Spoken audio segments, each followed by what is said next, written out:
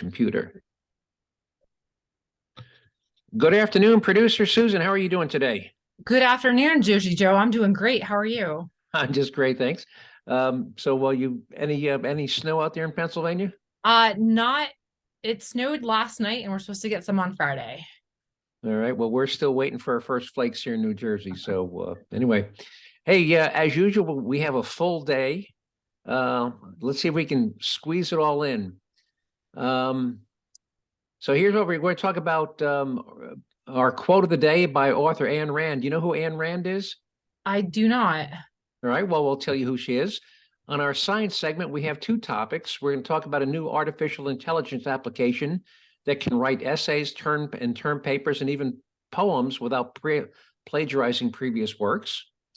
We'll talk about how many new stars were created last year in the universe and why the Earth's orbit is getting larger. And as an Earth science major, you may understand that. In our health minute, we'll talk about the latest study out of Stanford about the COVID case fatality rate now that it's been 2 years since the first case. Did you hear the federal government is considering a proposal to ban gas stoves? What kind of stove do you have in your house? I have an electric stove, but it's the stove that I inherited with the house. But I did hear that. All right, so we'll talk about that one. We'll talk about the latest data dump by the US Census Bureau that covers things like the changes in median household income, how it differs by region, how many people are and aren't covered by some form of health insurance, and the changes to the number of people and children who live in so-called or defined poverty. We'll also summarize how many police officers are murdered in 2022 and who is killing them. Now, by the way, whenever a police officer unjustly shoots and kills, somebody, an unarmed person, it makes national news. And how frequently does that happen? Once a year, once every 18 months? I mean, did you hear anything last year where a police officer was accused of murdering, unjustly shooting anybody? I feel like it happens every couple months. All right, well, let's say you were right. By the way, it doesn't, but let's assume that it happened 4 times last year. The numbers of police officers that are murdered every year compared to that are staggering. And in our taxpayer relief shot is from Louisiana, where a single mother home alone, somebody breaks in her house at 4:30 in the morning, pitch black, and she shoots and kills the guy who broke in. He was armed with a shovel and a tire iron. Anyway, Ayn Rand is famous. She wrote a book called Atlas Shrugged, which was published, I think, in 1957. It was praised by conservatives and libertarians. She actually was born in Russia and lived there till age 19, and she immigrated to the US in about 1923, 24 after World War I.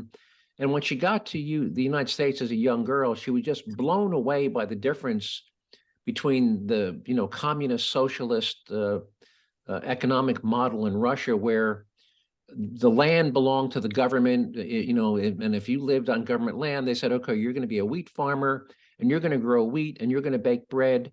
And if you do a good job growing wheat and baking bread and you bake 50 loaves of bread for your neighbors, you can keep one. That's how things worked in Soviet Russia or communist Russia. She got to the US, she was absolutely blown away by the capitalist business model. And here's her quote from I think 1960. So this quote is 60 years old. We are fast. Now, this is what she said in 1960. Now, appreciate it's been 60 years since then. Here's her quote from 1960. We are fast approaching the stage of the ultimate inversion, the stage where the government is free to do anything it pleases, while the citizens may act only by permission, which is the stage of the darkest periods of human history, the stage of rule by brute force. And if you need examples of that, certainly the COVID lockdowns, this brute force. But think of all the things you can't do, particularly if you live in a city, without a government permission of some kind. And here's just a partial list. You need the government's permission to hunt. You need the government's permission to fish. You need the government's permission to drive a car, drive a motorcycle, sell real estate, buy a gun, add a deck to your home, board an airplane, practice law, sell alcohol, fly an airplane, practice medicine, cut or color hair for money, manufacture or sell products, build a house, run a bar or restaurant, breed dogs, get married, operate a forklift that you don't own, sell milk, beef, or other agro products, et cetera, et cetera, et cetera. So, and can you think of any other things what you need the government's permission to do? Buy cold medicine and buy spray paint. That's right. You need the government's permission to, yeah, they control who can buy spray paint and who can buy like Sudafed. So have we reached the point where Ayn Rand's prediction has come true? And again, that prediction was 60 years ago. We are fast approaching the stage of the ultimate inversion, the stage where the government is free to do anything it pleases, while the citizens may act only by permission. Absolutely. And so think about it. I mean, the government literally told restaurants, you have to close down. We are denying you permission to operate your restaurant. And you're going to see how unnecessary that was when I start to quote some statistics on COVID deaths 2 years into it now. So that's the quote of the day. Ayn Rand, A-Y-N, by the way, A-Y-N-R-A-N-D. If you never read Atlas Shrugged, or you haven't, not familiar, I strongly urge you to pick up a copy or get online and read Atlas Shrugged by Ayn Rand.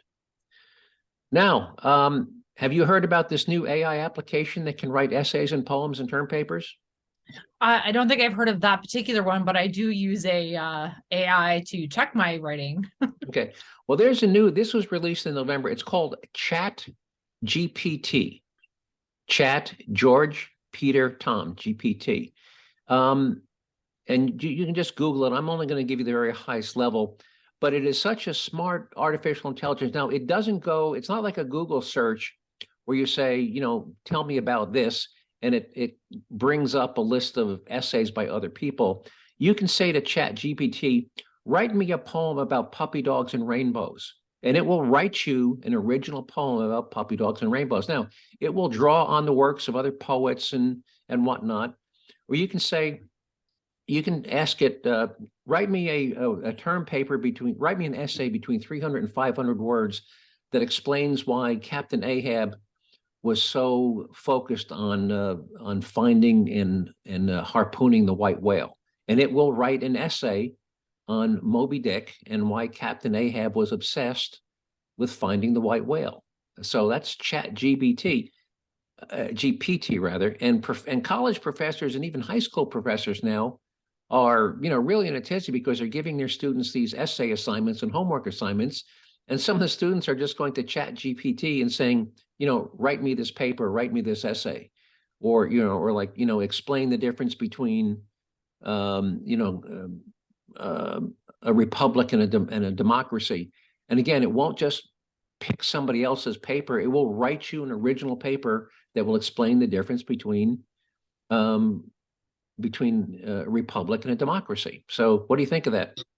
It's interesting because, and this has been common practice for at least 10 or more years, where professors at most major universities ask students to submit their papers digitally so that they can run them through a plagiarism software. And I don't know the name of the software, but it is to make sure that you didn't get it from a higher, a classmate who was a year or two ahead of you. So you can't recycle papers.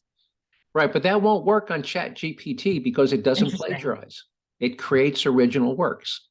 So it's an interesting, again, it is not a plagiarizing. Now, I understand some people are coming up with software that can run a test they claim that they can test to see if the essay or poem or term paper was written by Chat GPT. But write that down and maybe when you got some time at work, test it. Ask Chat GPT to write you a poem or explain the difference. Why don't you ask it to explain the difference between a constitutional republic and a democracy and see what it comes up with? All right.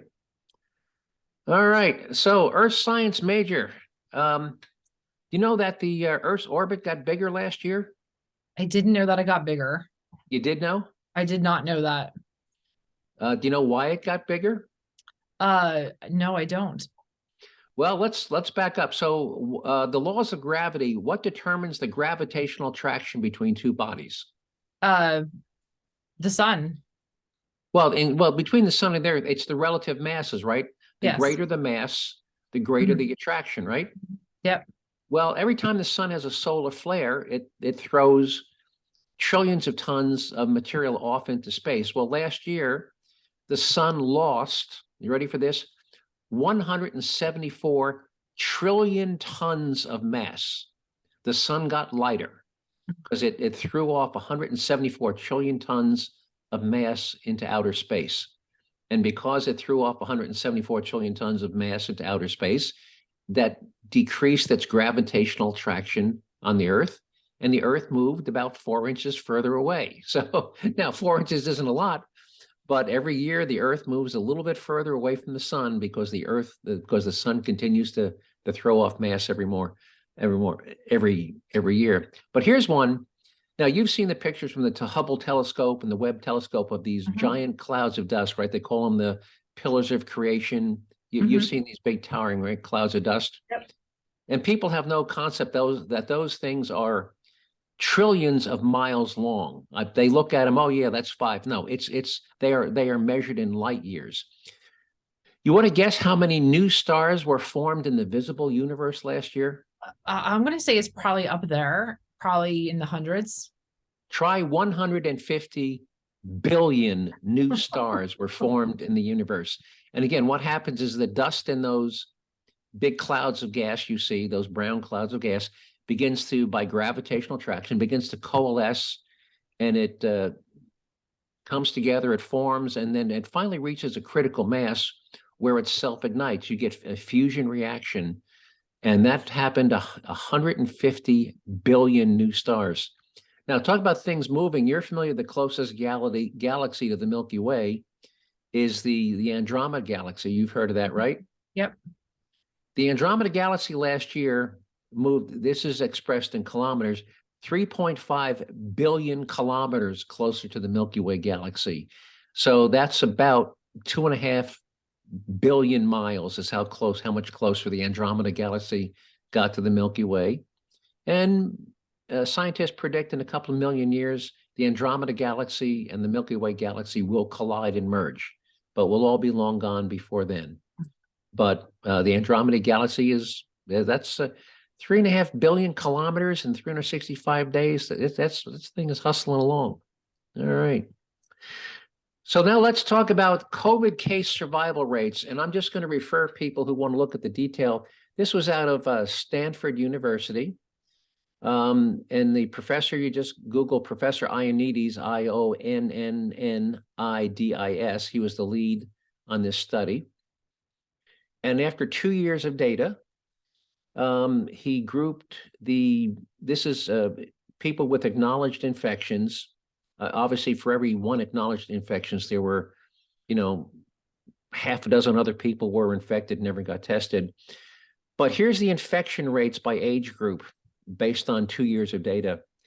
Age 0 to 19, 99.9997% survival rate.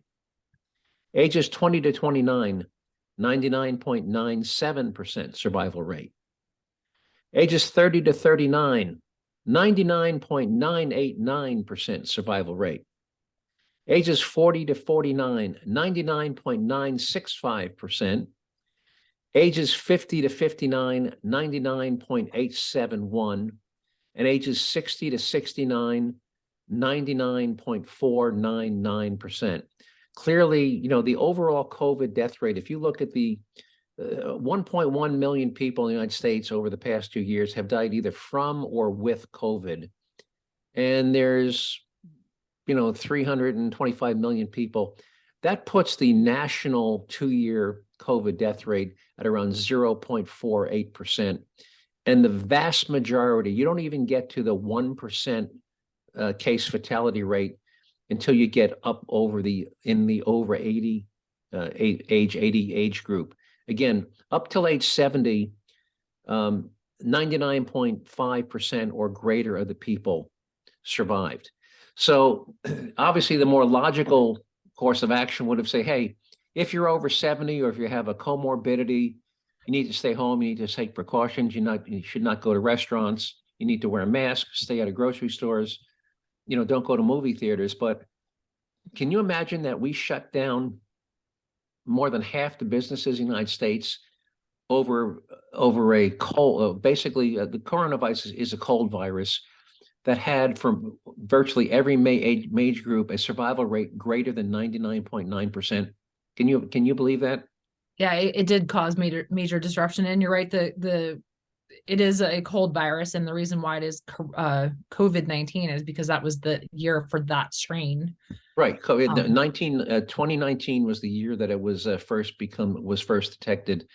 And by the way, some of those people in the 20 to 30 and 30 to 40, some of those people who did die, the vast majority did in fact have comorbidities. So clearly, the survival rate among healthy people was 99.99% plus. And I think looking, with the benefit of 2020 hindsight, shutting down all the businesses, and many of those businesses didn't survive. Many restaurants went out of business. Small mom and pops, coffee shops, they just didn't survive. They boarded up and we'll never see them again. And I think it was just, again, with hindsight, it was absolutely the wrong way to handle the pandemic. All right, should we move on to gas stoves? Yeah. You've heard of the Federal Consumer Product Safety Commission, right? The CPSC. Yes, I have. All right. Well, they have announced a proposal. They're going to seek public comment. They're considering proposing a ban on the sale of new natural gas and propane powered stoves and prohibiting their installation in all new homes and apartments. And here's a quote from the story. In an interview with Bloomberg News, a U.S. Consumer Product Safety Commissioner said gas stove usage is, quote, a hidden hazard, which can cause health issues, including respiratory problems in children. Any option is on the table, the commissioner said. Products that can't be made safe can and should be banned. The report said the agency plans to take action to address the indoor pollution caused by stoves. Now, isn't it amazing that any of us growing up with homes that had gas stove lived long enough to even reach the age where we could vote? Yeah. Isn't it amazing how we survived?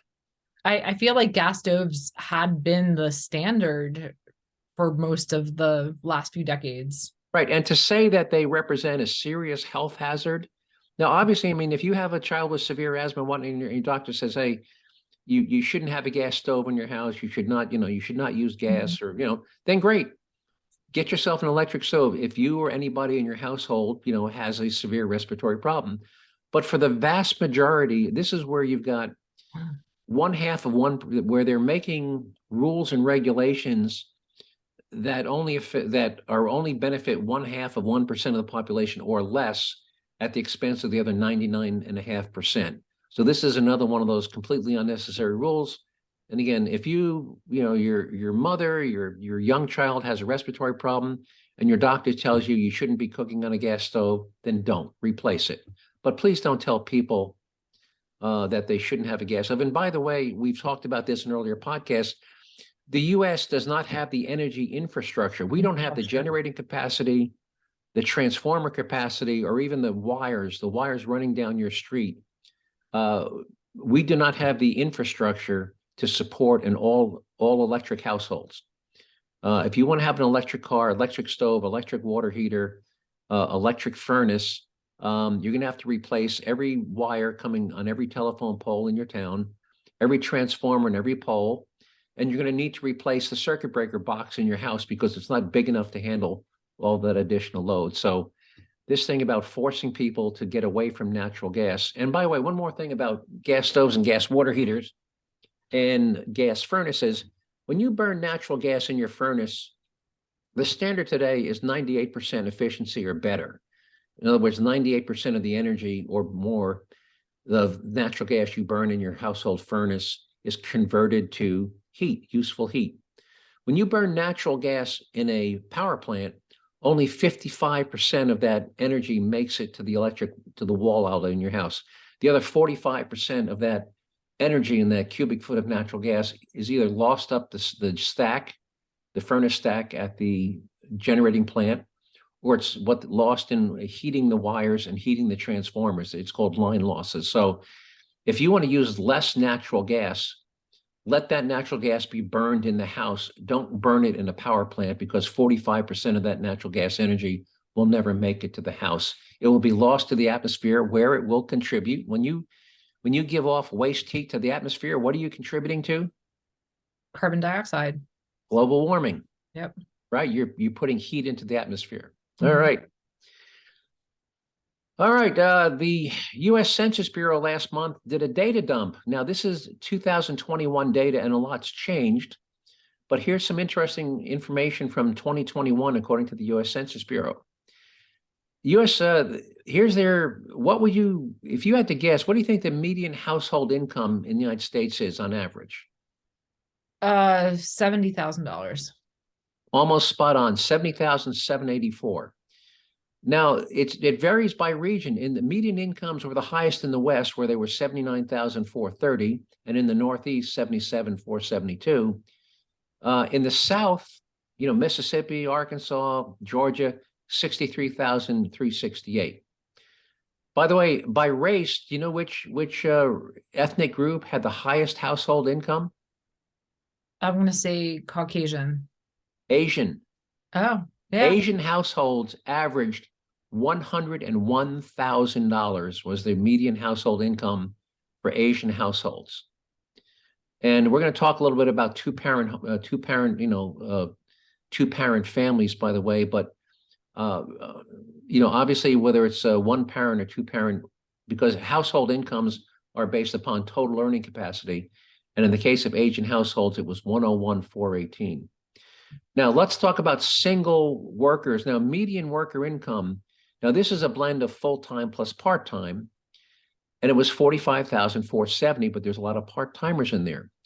When you look at median earnings among full-time workers, excluding the part-time, the median the median wage for men was 61,180, and for women, 51,226. Now, do you think that $10,000 difference between men and women, do you think that's evidence of some pay inequity where corporations, pay women less than men on purpose?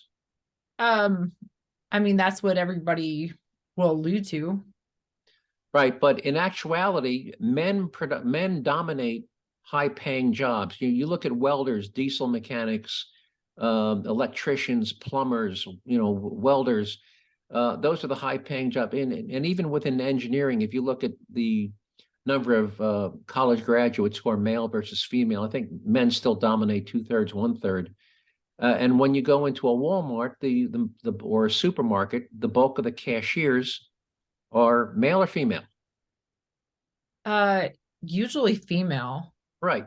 So, and you look at the women putting, folding clothes on racks in Walmart, it's female. So the reason is primarily that men dominate the high paying jobs, and women are more prevalent and by even teaching is not a particularly high paying profession. So in K through 12 schools, where the average pay it's only 9.5 months of the year.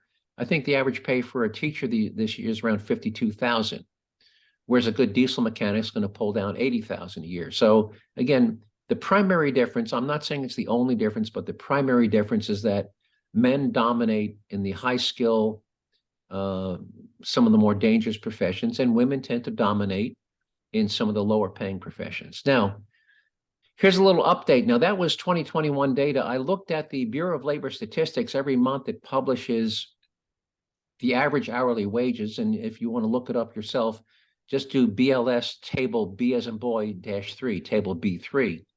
As of the end of December, the BLS is reporting that the average hourly wage, and this excludes, by the way, salaried supervisors, owners, and managers, this is just hourly employees, was $32.82, which is $65,600 per year for a 2,000-hour work year. 65,600, which, by the way, is very close. Remember, I told you what the average wage for men was, 61,180, and that data is a year and a half old. So 32.82 is the current average hourly wage in this country, which, by the way, which makes the minimum wage irrelevant.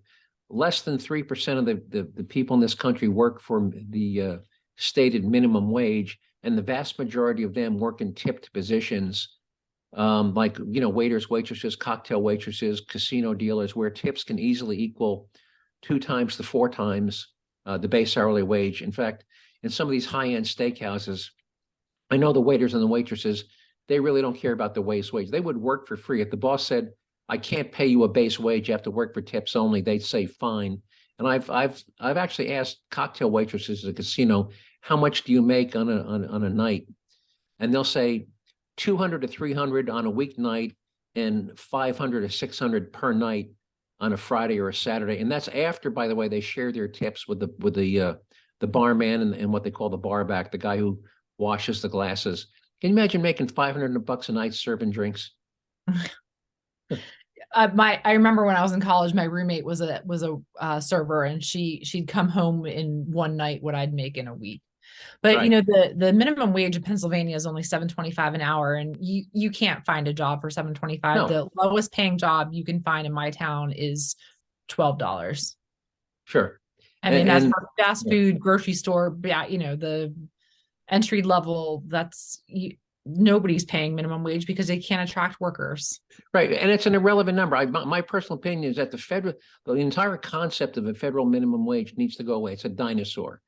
You cannot have, there is not one number that is appropriate for San Francisco and Jackson, Mississippi. It's the whole concept of a federal minimum wage just needs to go away. In my opinion, minimum wages should be set by states and by cities within those states.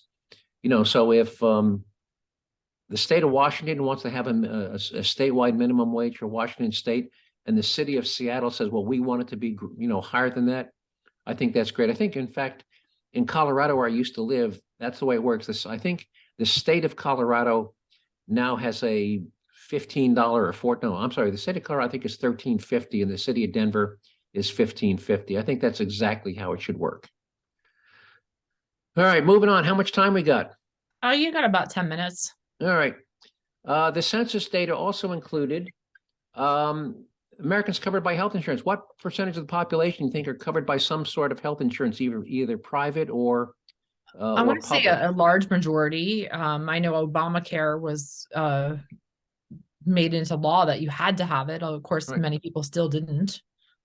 92% of Americans are covered by some form of health insurance. 66% of them are private, and 36% are covered by some form of public health insurance, either Medicaid, Obamacare, or Medicare. So 2/3 private, one third public. Let's talk about poverty trends and child poverty rates. By the way, there's the technical poverty level, which varies on the size of your family. I think if you're a couple, or I think if you're a single guy, it's like 17,000 a year, and if you're a couple, it's 24,000. And the size of your family, like if you have two kids, I think the poverty rate is 27,000, something like that. But they have something called the supplemental child poverty rate, which adds in the value of the public assistance programs. Like if you get food stamps, let's say you're getting $400 a month in food stamps, SNAP, the supplemental nutrition. Well, that $400 a month is $4,800. If you're getting housing assistance, you're getting heating assistance. If you're getting free school breakfast and free school meals, they put a monetary value on that. So they come up with something called the supplemental poverty measurement for childhood. And here's how the poverty trends shook out. For non-Hispanic Caucasian children, only 2.7% of children lived in poverty. For African-American children, it jumps to 8.1%, and for Hispanic children, 8.4%. Now, let's talk about why it is so much dramatically higher for African-American children. There is a definite link between child poverty and single-parent homes. And here's a quote from 2008 by a famous US senator. And this is a quote by the senator. He gave this speech on Father's Day in 2008. And here's a quote. "We know that more than half of all Black children live in single-parent households, a number that has doubled since we were children. We know the statistics, that children who grow up without a father are 5 times more likely to live in poverty and commit a crime, 9 times more likely to drop out of schools, and 20 times more likely to end up in prison. They are more likely to have behavioral problems or run away from home or become teenage parents themselves." Do you know who said that? I don't. It was then Senator Barack Obama. He was I was running going for to say him, president. but I wasn't 100% positive. That was he, and you just Google Obama Father's Day speech 2008. So, and he was correct. He was everything he quoted. Again, children who grew up with a father 5 times more likely to live in poverty. So that was 2008. That was 14 years ago. So he said more than half. Well, where are we today? As of 2020, 7 out of 10 African American children grew up in a home without a father. So if you want to know why 8% of African American children are living in poverty, it's because 7 out of 10 are growing up in a home without a father.